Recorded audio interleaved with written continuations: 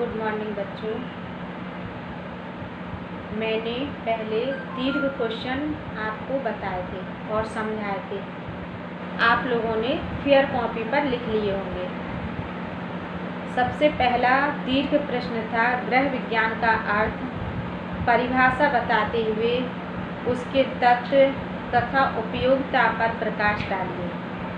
इसमें मैंने आपको गृह विज्ञान का अर्थ, परिभाषा, गृह विज्ञान के तत्व जिसमें वैज्ञानिक अध्ययन, नियोजन, नियंत्रण तथा मूल्यांकन था, और फिर गृह विज्ञान की उपयोगिता के बारे में बताया था। हेडिंग्स लिखवाई थी और उनमें समझाया था, जो आपने लिख लिया होगा। इसके बाद दीर्घ में ही दूसरा प्रश्न बताया था, वर्तमान समय में गृह विज्ञान का क्या क्षेत्र है, प्रकाश डालिए। गृह विज्ञान के क्षेत्र के अंतर्गत भोजन तथा पोषण विज्ञान, गृह व्यवस्था, वस्त्र विज्ञान, गृह गणित, शरीर रचना तथा स्वास्थ्य रक्षा, सिलाई, कढ़ाई और बुनाई आदि हेडिंग्स के माध्यम से मैंने आपको समझाया था। इसके बाद तीसरा प्रश्न, गृह विज्ञान कला एवं विज्ञान दोनों हैं, इस कथन की विस्तार पूर्वक पुष्टि कीजिए। इसमें बताया था कि गृह विज्ञान किस प्रकार से कला है और किस प्रकार से विज्ञान है तथा दोनों का समन्वय किस प्रकार से है। इसके बाद चौथा प्रश्न था, गृह विज्ञान बालिकाओं को क्या सिखाता है तथा इसके शिक्षण से बालिकाओं को क्या लाभ मिलता है। इसके बारे में भी मैंने आपको समझाया था और हेडिंग्स लिख करके भेजी थी, जो कि आपको लिखना है। इसके बाद आते हैं आपके लघु उत्तरीय प्रश्न। ये कक्षा 9 का पहला पाठ है, गृह व्यवस्था। लघु उत्तरीय प्रश्न के अंतर्गत पहला प्रश्न है, गृह विज्ञान की परिभाषा बताते हुए उसके अर्थ पर प्रकाश डालिए। तो सबसे पहले गृह विज्ञान की परिभाषा डॉक्टर A.H. रिचर्ड के अनुसार, गृह विज्ञान एक ऐसा विषय है जिसमें पारिवारिक आय व्यय, भोजन की स्वच्छता, वस्त्र की पर्याप्तता तथा आवास के चुनाव के विशिष्ट संदर्भ में अध्ययन किया जाता है। दूसरी परिभाषा है लेक प्लेसिड एसोसिएशन के अनुसार, गृह विज्ञान मानव के व्यवहार के उन सिद्धांत, विचार तथा दशाओं का अध्ययन है जिस भौतिक तथा तत्कालीन वातावरण में वह रहता है। यह परिभाषा अत्यधिक व्यापक है। इसके साथ ही इस प्रश्न में गृह विज्ञान का अर्थ पूछा गया है। तो गृह विज्ञान के अर्थ के अंतर्गत गृह विज्ञान दो शब्दों से मिलकर बना है, गृह तथा विज्ञान। गृह का अर्थ है घर तथा विज्ञान का अर्थ होता है जानकारी, अर्थात जहाँ पर संपूर्ण घर के बारे में पूर्ण रूप से जानकारी प्राप्त हो उसे गृह विज्ञान कहते हैं। घर के वातावरण के बारे में, स्वच्छता के बारे में, व्यवस्था के बारे में, भोजन के बारे में, वस्त्रों के बारे में, आय व्यय के बारे में संपूर्ण जानकारी गृह विज्ञान के अंतर्गत आती है। इसके बाद लघु उत्तरीय प्रश्न का दूसरा है, गृह विज्ञान के 5 प्रमुख उद्देश्यों का वर्णन कीजिए।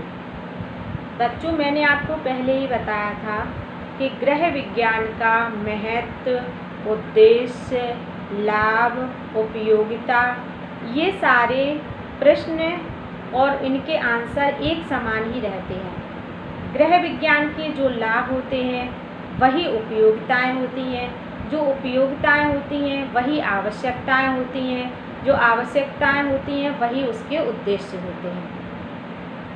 गृह विज्ञान के 5 उद्देश्यों के अंतर्गत आता है, सबसे पहला है गृह कार्यों में श्रम तथा समय की बचत में सहायक। गृह विज्ञान के अंतर्गत हम सीखते हैं कि हम घर की व्यवस्था और घर के कार्यों को किस प्रकार से करें कि जिससे हमें कम परिश्रम करना पड़े और कम समय में हम अच्छी तरह से अपने घर की व्यवस्था तथा भोजन तैयार कर सकें। दूसरा उद्देश्य है आय तथा व्यय में संतुलन रखने में सहायक। गृह विज्ञान हमें सिखाता है कि हमारे घर की इनकम कितनी है और हमें किस प्रकार से उसमें व्यय करके संतुलन बना करके रखना है, जिससे कि कभी अचानक खर्च आ जाए तो हमें किसी के सामने हाथ ना फैलाना पड़े, ना किसी से मांगना पड़े, जिससे कि हमारा स्वाभिमान भी बरकरार रहे और हमारे घर के कार्य संपूर्ण हो जाएं। प्राथमिक चिकित्सा का ज्ञान। तीसरा उद्देश्य है प्राथमिक चिकित्सा का ज्ञान। इसके बारे में भी मैंने आपको बताया था कि प्राथमिक चिकित्सा होती है कि कोई भी घटना आने पर डॉक्टर के यहाँ जाने से पूर्व जो घर में उपचार किया जाता है वह प्राथमिक चिकित्सा कहलाती है।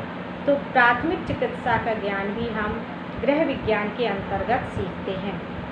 वस्त्र तथा उसके रख रखाव का ज्ञान।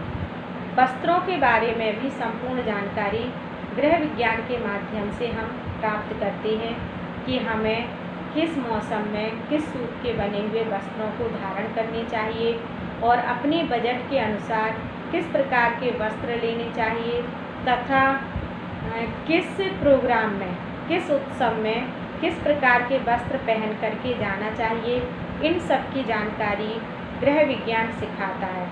और महंगे महंगे तथा साधारण वस्त्रों को भी किस प्रकार से धोना चाहिए तथा किस प्रकार उनका रखरखाव करना चाहिए। सिर्फ वस्त्रों का खरीदना ही महत्वपूर्ण नहीं होता है, बल्कि उनका रखरखाव भी उससे भी अधिक महत्वपूर्ण होता है कि कहाँ पर कैसे वस्त्र पहन करके जाना चाहिए। और ये भी गृह विज्ञान हमें सिखाता है कि हमें कितने वस्त्रों की जीवन में आवश्यकता होती है, कितने वस्त्र खरीदने चाहिए, जिससे कि हमारा सम्मान भी रहे, हम सुंदर भी लगें और हमारे पैसे की बचत भी होती रहे। पांचवा उद्देश्य है भोजन तथा पोषण तथ्यों का ज्ञान।